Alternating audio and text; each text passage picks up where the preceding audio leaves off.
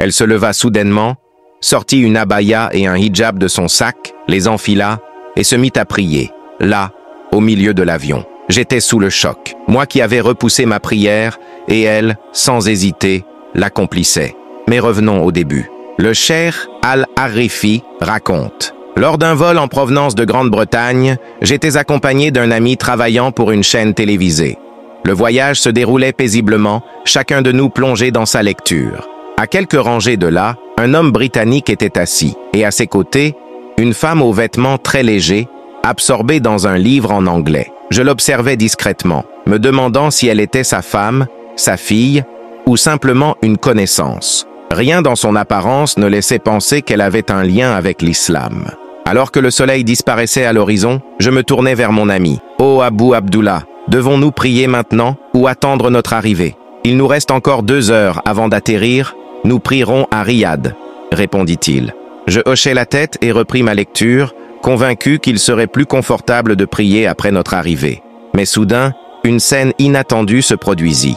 La femme qui, quelques instants plus tôt, était absorbée dans son livre, se leva. Avec assurance, elle ouvrit le compartiment à bagages, sortit son sac, puis en tira un hijab et une abaya. Devant les passagers, sans hésitation, elle les enfila, se tint droite et entreprit sa prière. Je restais figé. J'étais abasourdi par ce que je voyais. Quelques minutes auparavant, cette femme semblait totalement étrangère à l'islam aux yeux des gens. Et pourtant, c'est elle qui, la première, s'était levée pour accomplir son devoir envers Allah, sans se soucier du regard des autres, sans chercher d'excuses. Un frisson parcourut mon corps. Je me tournai vers Abu Abdullah, stupéfait. « Regarde, elle prie. » Puis, une prise de conscience me frappa. Nous avons honte. Nous avions repoussé la prière par facilité, par commodité, et elle, sans hésitation, l'accomplissait en plein vol. « Oh Abu Abdullah, nous n'avons plus d'excuses. Allons prier. » Nous nous levâmes aussitôt et accomplîmes notre prière, inspirée par son exemple. Lorsqu'elle termina la sienne, elle se rassit tranquillement, retira son hijab et son abaya, les rangea soigneusement dans son sac et reprit sa lecture comme si de rien n'était.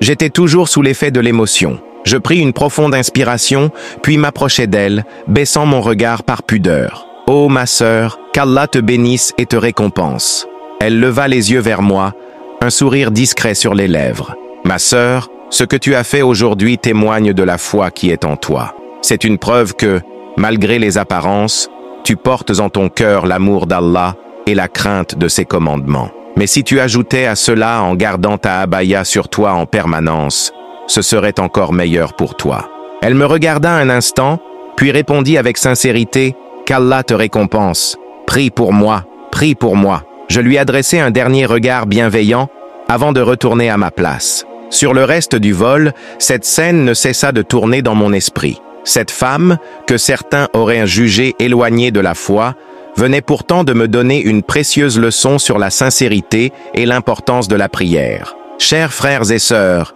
cette histoire nous enseigne une vérité essentielle. Ne vous fiez jamais aux apparences. Trop souvent, nous jugeons les gens sur ce que nous voyons d'eux extérieurement, oubliant que seul Allah connaît ce qu'il y a dans les cœurs. Derrière des actes qui peuvent sembler éloignés de la religion, il y a parfois une flamme de foi qui ne demande qu'à grandir.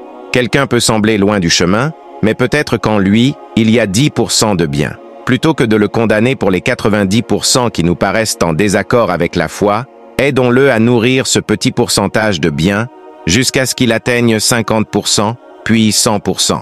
Soyons des guides bienveillants et non des juges sévères, car peut-être qu'Allah le guidera grâce à vous. Et surtout, partagez cette histoire, afin qu'elle puisse toucher le plus grand nombre et rappeler à chacun que la foi peut se cacher là où on ne l'attend pas. Barakallahu fikoum.